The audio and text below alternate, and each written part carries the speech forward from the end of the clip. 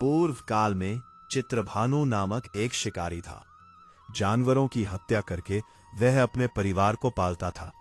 वह एक साहूकार का कर्जदार था, लेकिन उसका ऋण समय पर न चुका सका।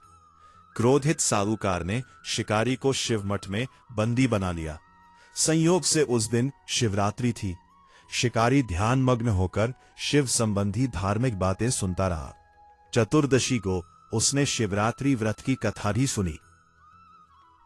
शाम होते ही साहूकार ने उसे अपने पास बुलाया और ऋण चुकाने के विषय में बात की।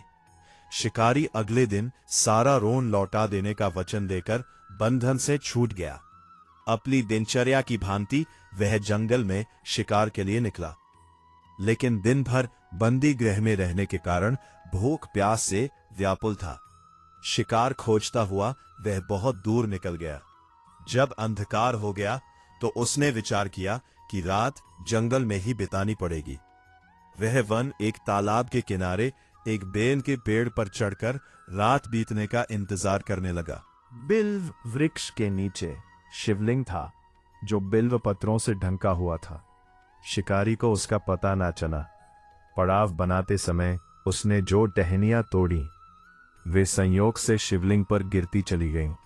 इस प्रकार दिन भर भूखे प्यासे शिकारी का व्रत भी हो गया और शिवलिंग पर बिल्व पत्र भी चढ़ गए। एक पहर रात्रि बीत जाने पर एक गर्भिणी हिरनी तालाब पर पानी पीने पहुंची। शिकारी ने धनुष पर तीर चढ़ाकर ज्यों ही प्रत्यंचा खींची। हिरनी बोली, मैं गर्भिणी हूं, शीघ्र ही प्रसव करूंगी। तुम एक साथ दो जीवों की हत्या करोगे, जो ठीक नहीं है।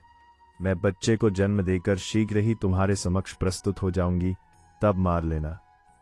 शिकारी ने प्रत्यंचा ढीली कर दी और हिरनी जंगली झाड़ियों में लुप्त हो गई।